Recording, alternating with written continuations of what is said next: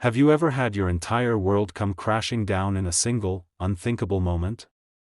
Imagine walking into your home and seeing something so horrifying, so unfathomable, that it changes your life forever.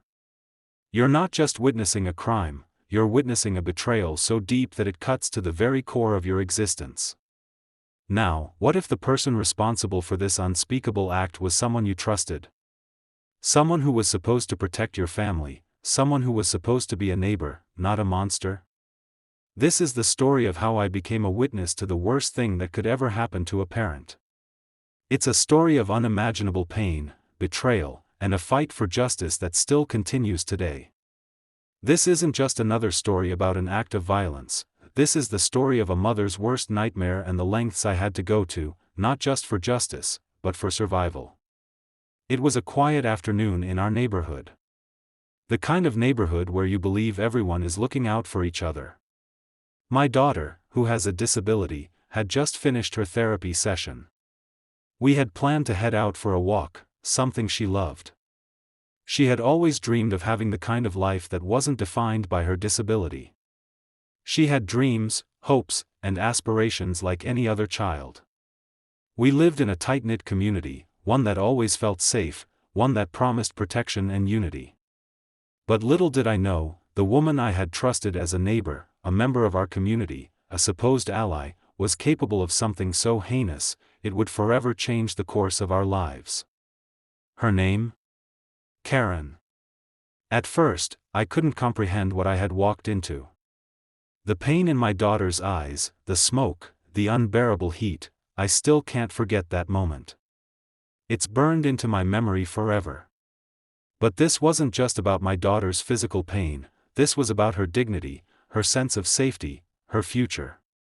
She had already faced so many challenges in her short life. What Karen did wasn't just about physical harm, it was a cruel attempt to take away my daughter's right to simply exist, to take away her sense of belonging. I wasn't just fighting for justice, I was fighting for her humanity, for her right to live free from the cruelty that some people are capable of. My daughter's life was at risk, and not just her life in the physical sense.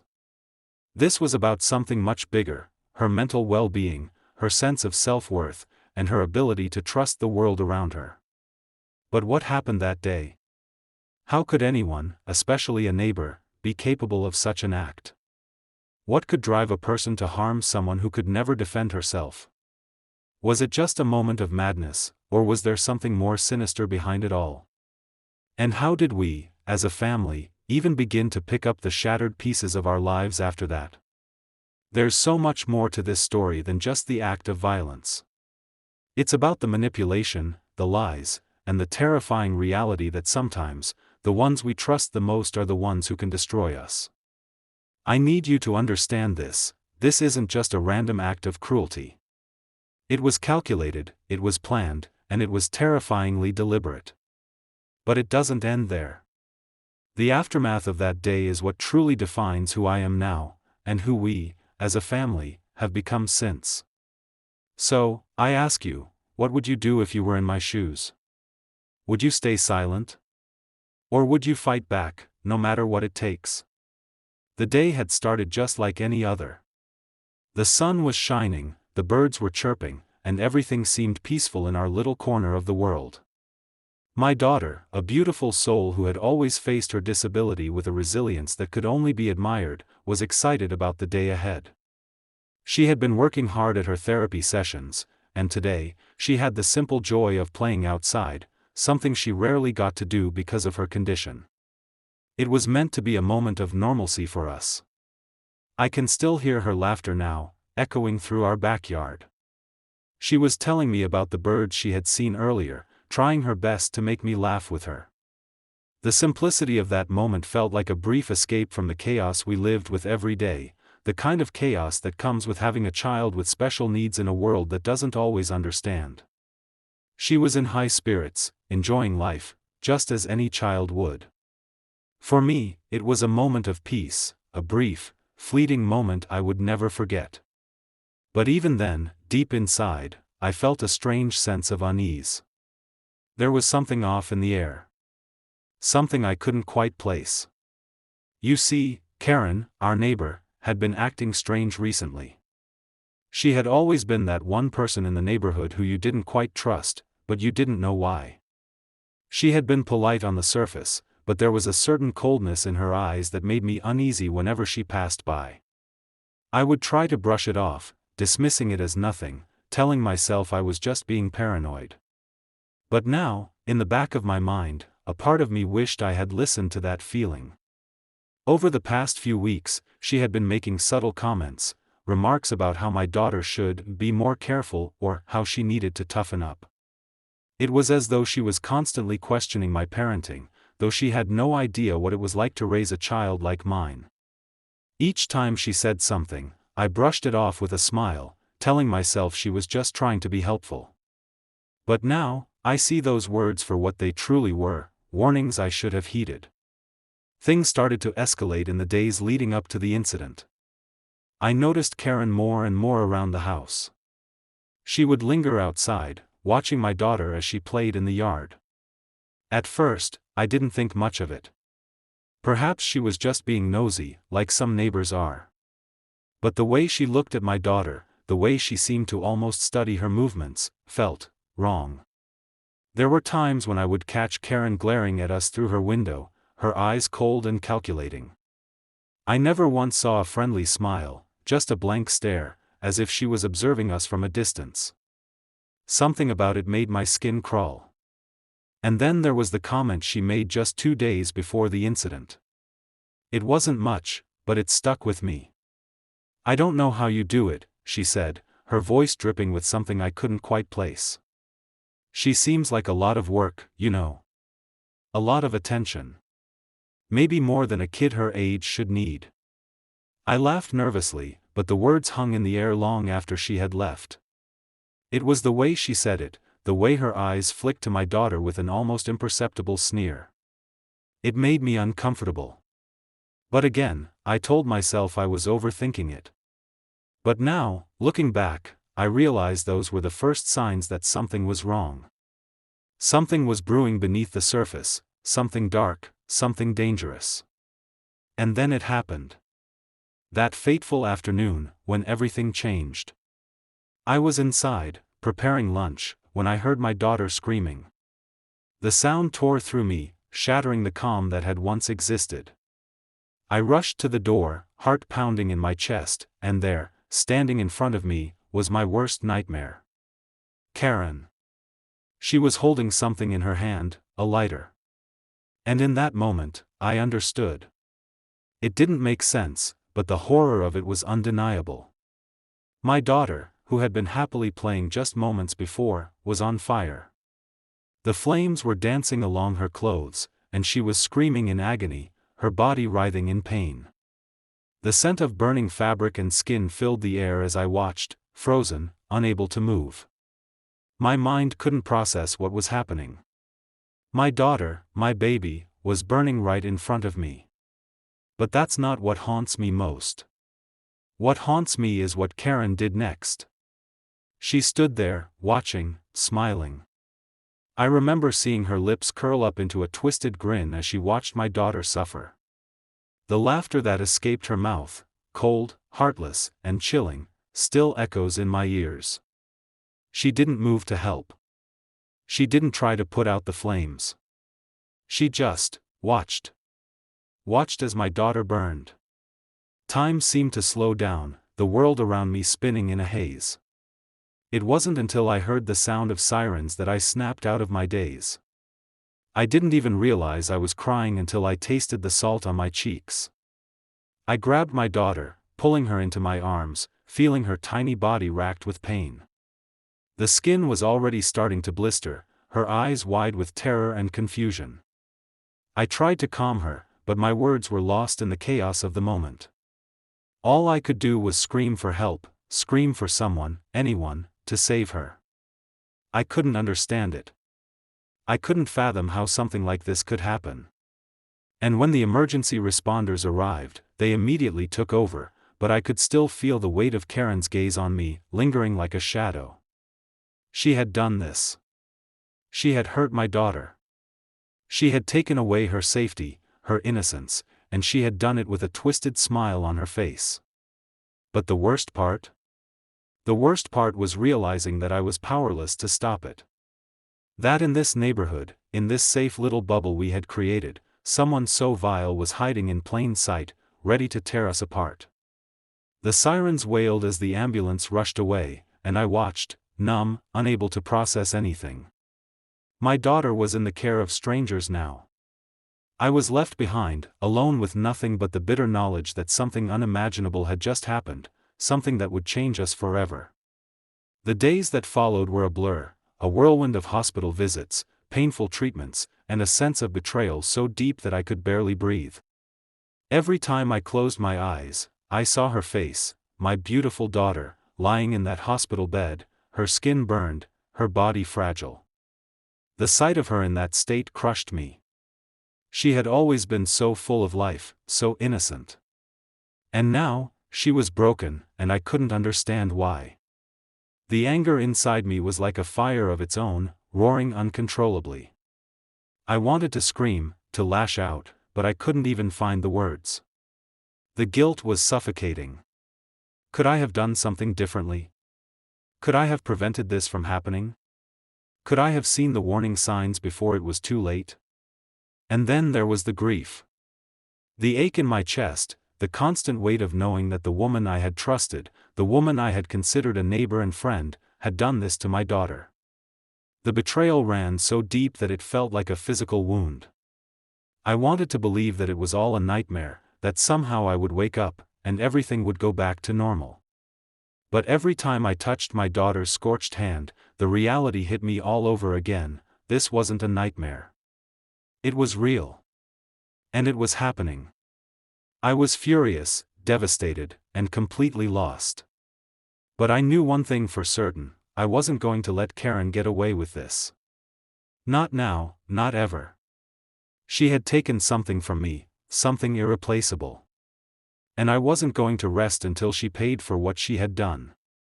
As the days went by, I tried to piece together what had happened. Every moment, every word that Karen had spoken to me before the incident began to feel like a clue, something I had missed, something I hadn't seen before. There had been signs, I realized. Small, seemingly insignificant details that, when viewed through the lens of this horrible event, suddenly made sense.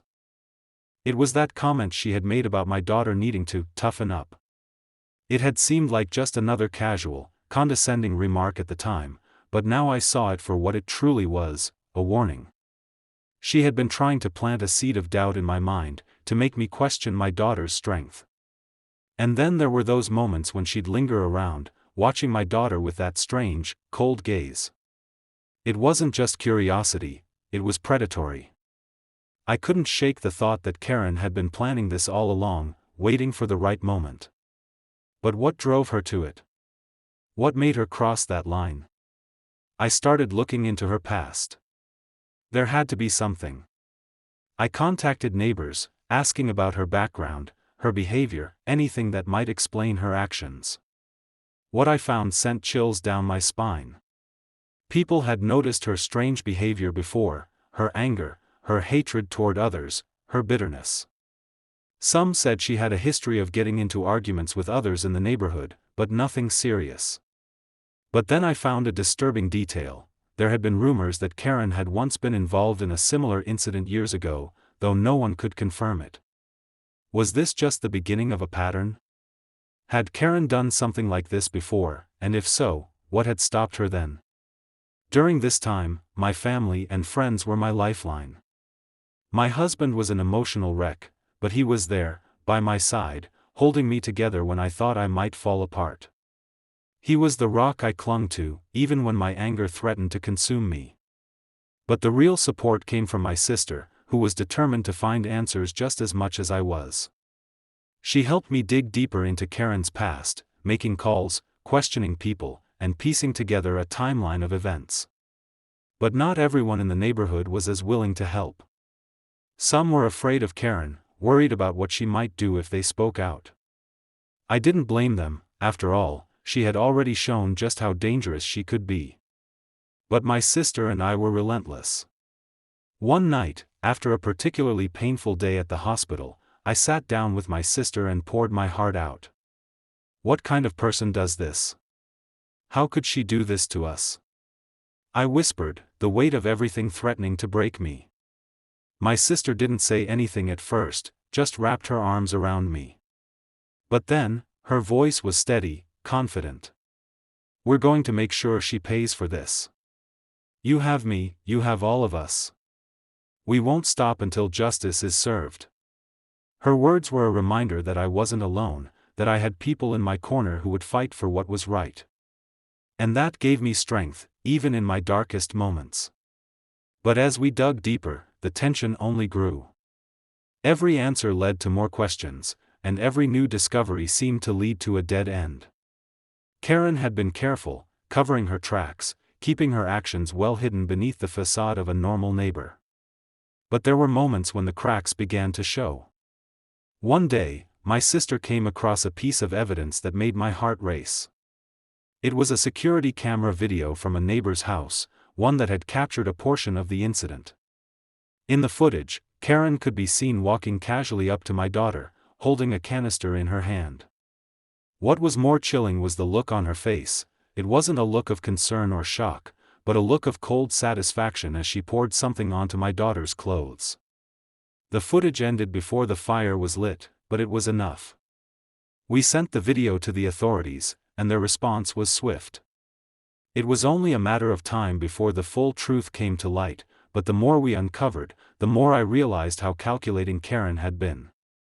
She wasn't just some random person who snapped in the heat of the moment. This was premeditated, and she had planned it all, from the way she manipulated the neighborhood to the way she carefully chose her moment to strike. But the most horrifying realization of all? Karen wasn't acting alone. There was someone else involved, someone who had been helping her, covering her tracks, and ensuring she could carry out her plan without being caught. The question now wasn't just about Karen, it was about who else was involved, and how far this conspiracy reached. After weeks of painful investigation, mounting tension, and unbearable anticipation, the moment had finally come. I had gathered all the pieces of the puzzle, the video evidence, the testimonies, and the shocking truths that connected Karen to the horrifying incident. I knew that the time for silence was over. I wasn't going to wait any longer. I couldn't.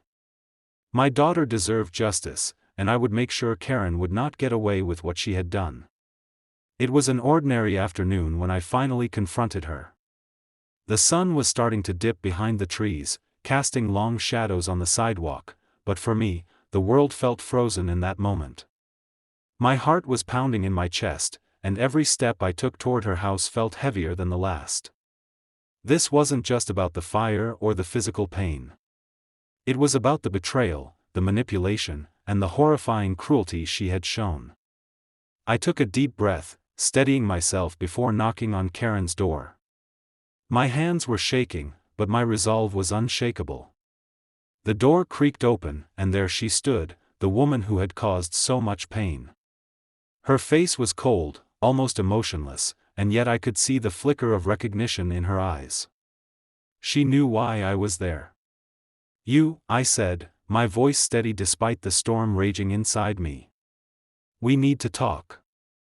Karen's eyes flickered for a second, but she quickly regained her composure. "Oh, it's you. What's this about?" she asked, feigning innocence, but I could see through it. "I have evidence," I said, my voice cutting through the air like a blade. "I know what you did to my daughter. I know how you planned this, how you set her on fire and watched her burn. And I'm going to make sure everyone knows the truth." Her expression faltered, just for a split second, but it was enough to let me know I had struck a nerve. But she quickly masked it with a fake smile. "You must be mistaken," she said, crossing her arms defensively. "This is ridiculous. You're just upset and trying to blame someone." The coldness in her voice made my blood run cold, but it only strengthened my determination. "You think I'm just going to let you walk away from this? You don't get to do what you did to my daughter and get away with it. You don't get to lie about it. I could see the tension building in her, like a person trying to hold back an explosion. She didn't want to admit it, didn't want to face the consequences of her actions.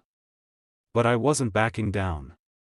"You have no idea what you're talking about," she said, her voice trembling slightly now. "This is insane. My neighbors, they know me. They know I wouldn't hurt anyone. You're just lashing out."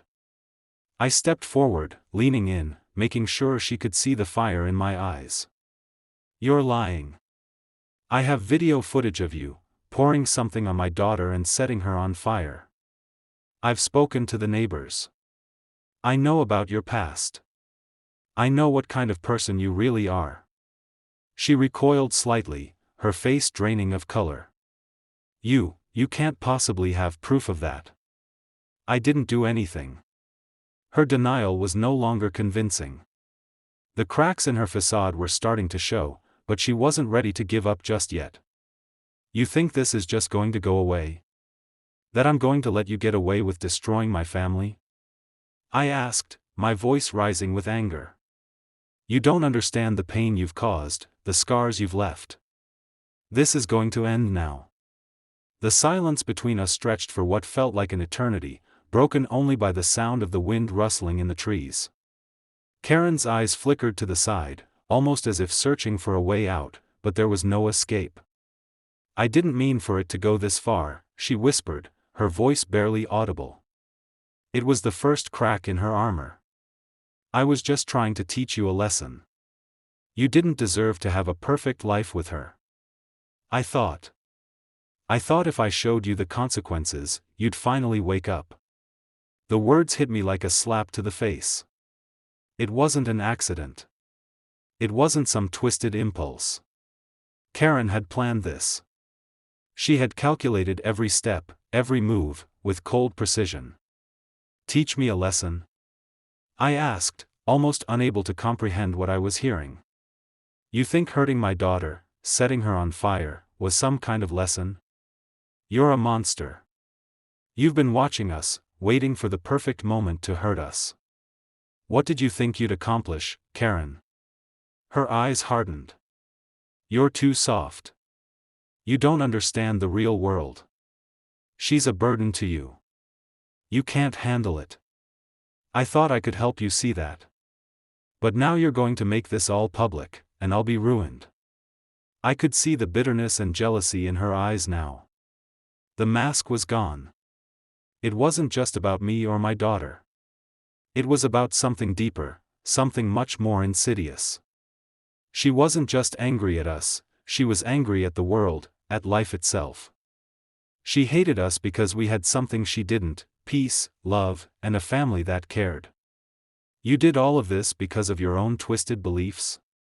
I asked, voice shaking with both anger and disbelief.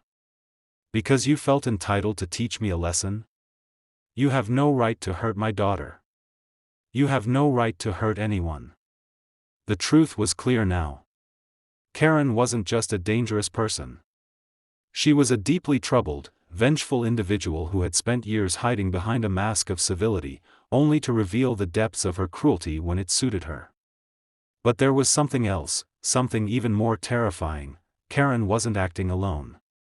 There had been another person involved in the planning. As she stood there, backed into a corner, I noticed a subtle change in her demeanor. She wasn't just defeated, she was nervous. And it wasn't because of me. It was something else, someone else. "I didn't think it would come to this," she muttered, looking away. "I thought I could handle it, but I didn't know who I was dealing with. He's not someone you can cross." The mention of "he" sent a chill down my spine. Who else was involved? Who was this mysterious figure behind the scenes, helping Karen carry out her twisted plan? What other secrets was she hiding? I wasn't finished. "Who is he, Karen? Who helped you? Tell me now, or this won't end well for you." For the first time, she hesitated, her face betraying fear. She didn't want to reveal the truth. But I could see it in her eyes. The weight of what she had done was finally crashing down on her. There was no escaping the consequences now. She couldn't hide behind her lies any longer. The time had come. It was no longer just about seeking answers or revenge. It was about standing tall for my daughter, for the life she deserved, and for the justice that she had been denied. The investigation had reached its peak, and the pieces were all in place. The video evidence, the testimonies, the secret about the mysterious accomplice, it was all coming to light. But there was still one thing left to do. After the emotional roller coaster of confrontations and digging through the truth, I knew it was time to take action. I wasn't going to wait for the system to slowly grind into motion. I was going to face Karen one last time, not just as a victim, but as someone who demanded justice for their child. I walked into the courtroom with my head held high, despite the years of pain and confusion I had endured. I wasn't just fighting for myself. I was fighting for my daughter, for the future we had dreamed of, and for every person who had ever been betrayed in the worst possible way. This was our chance to make it right. The prosecutor stood at my side, holding the evidence that would finally hold Karen accountable. The video footage, the statements, the lies she had told, everything was there. This time, she couldn't hide behind her manipulations. She couldn't lie her way out of it. When Karen walked into the courtroom, her usual cold confidence had been replaced with a nervous energy. She was no longer the calculated woman who had been in control of her actions, she was a broken version of herself. I could see the fear in her eyes, the realization that the game was up. There was no escape for her now. As the trial unfolded, I watched as Karen tried to maintain her composure. But the evidence against her was overwhelming. The prosecutor walked through every detail, recounting the brutal actions she had taken, and the judge's face hardened with each revelation. The room felt electric with tension, the weight of the moment heavy in the air. When it was my turn to speak, I stood before the court, my voice steady but full of emotion. "Karen," I began, locking eyes with her, "you tried to break my daughter, to break me. You thought you could destroy us, but what you didn't understand was that we were stronger than you could ever imagine. You took so much from us, but you will never take our peace." Karen looked down, unable to meet my gaze as I spoke. She was broken, and for the first time, I felt a surge of something I hadn't expected, compassion. It wasn't pity, but understanding. I realized, in that moment, that she wasn't the true enemy here. She had been a victim of her own bitterness and anger, warped by something dark inside her. The trial continued, and when the verdict finally came, the courtroom went silent. Karen was found guilty on all counts: child endangerment, assault, and attempted murder. The weight of the decision hung in the air as the judge sentenced her. The realization that justice had been served finally washed over me, and I allowed myself to exhale, the burden I had carried for so long finally lifting. As the courtroom emptied, I felt the exhaustion of the past few months hit me all at once. The adrenaline that had carried me through the trial now ebbed away, leaving me with a quiet sense of relief mixed with sadness. Justice had been served, but it didn't erase the pain. It didn't erase the scars on my daughter's body, or the emotional trauma she had endured. I walked out of the courtroom and into the sunlight, where my family was waiting for me. My husband, my sister, and my friends were there, all the people who had supported us through this hellish journey. My daughter was with them, looking fragile but stronger than I had ever seen her. She was the light at the end of this dark tunnel. Seeing her smile, despite everything that had happened, was the most emotional moment of all. My heart swelled with pride as I hugged her, kissing her forehead. "We did it," I whispered to her. "You're safe now." For the first time in months, I felt a wave of relief wash over me. I hadn't been able to grieve properly until now. The anger, the fear, and the heartbreak that had built up inside me began to subside. The truth had come out. My daughter would heal, physically and emotionally. We would heal. As I stood there, surrounded by my family, I allowed myself to take in the moment of victory, not just in the legal sense, but in the emotional sense as well. My family was whole again. We had survived this. And we were going to move forward, stronger than ever. With Karen's conviction, everything began to change. The neighborhood that had once been tainted by her presence slowly began to heal. The other families who had been too scared to speak up now found the courage to do so, sharing their own stories of the subtle cruelty they had experienced from her over the years. As for Karen, she would face her time in prison. But the real consequences for her were not just in her punishment. The guilt she had carried, the bitterness, and the darkness that had consumed her, had finally caught up with her. No matter how much time she spent behind bars, I knew that the real prison for her was the one she had built within herself long ago. My daughter, though, was different. She wasn't just a survivor, she was a warrior. The fire she had endured had shaped her in ways I could never have imagined. We had our scars, but we also had our strength. We were a family again, one that had been tested in the worst possible way and had come out on the other side. Looking at my daughter's bright eyes, filled with hope, I knew that she would heal. We would heal. She was no longer defined by what Karen had tried to do to her. She was free, free to be herself, to live the life she deserved, without the weight of fear or trauma hanging over her. As for me, the journey wasn't over. But I knew that whatever came next, I had the strength to face it. My daughter was safe, and Karen would never have the power to hurt us again. And now, it was time to start over. To rebuild, to move forward, and to embrace the future, a future where my daughter and I could finally find peace. As I sit here reflecting on everything we've been through, the journey feels like a lifetime, one filled with pain, confusion, and moments that will stay with me forever. But through all the darkness, there was light. My daughter, despite everything she had to endure, has become the strongest person I know. She's my hero. She's the reason I kept fighting, even when the world seemed to be closing in on us. It's hard to put into words what we've experienced. No parent should ever have to go through what we did, to have their child hurt in such a devastating way by someone they once trusted. But what I've learned is that strength doesn't always come from physical power. Sometimes, it comes from the ability to stand up and fight when everything is falling apart.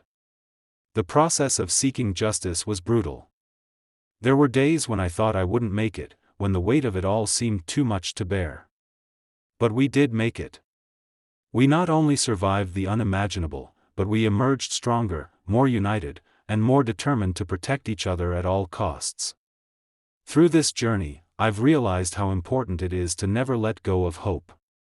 No matter how dark the days get, no matter how alone you might feel, there is always a way forward. And for me, that path forward was clear. I had to protect my daughter, I had to make sure that the person who caused her pain faced the consequences of their actions, and I had to ensure that no one could ever hurt her like that again. I won't lie, there were moments when I doubted myself, when the weight of the situation felt like it would crush me. But every time I looked at my daughter, I knew I had to keep going. For her. For the future that she deserved. Now, as we turn the page to this new chapter, I know there's still a long road ahead. There will be scars, both seen and unseen, but we'll heal. We'll rebuild our lives, one step at a time. And together, as a family, we'll move forward with more strength, more love, and more courage than we ever thought possible. If this story has resonated with you in any way, if you've felt the pain, the anger, or the relief that we've gone through, I want to hear from you. If you believe in justice, in standing up for what's right, then I encourage you to show your support. Please, take a moment to like this video, comment your thoughts, and share it with anyone who might need to hear this story. Let's make sure the world knows that we won't stand by and let injustice go unpunished. If you've been through something similar, or if you're someone who has fought to protect the ones you love, share your experience in the comments.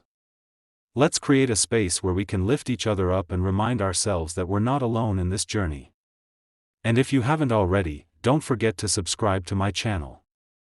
I'll be sharing more stories that need to be heard, stories that will inspire you to never give up, no matter how hard life gets. These stories aren't just about me or my family, they're about every one of us who has ever faced hardship, betrayal, or loss, and come out stronger on the other side. Now, I want to hear from you. If you were in my shoes, what would you have done? Would you have been able to stand up for your child the way I did, or would you have struggled in the same way? Let me know your thoughts below. I truly want to know how you would have handled this.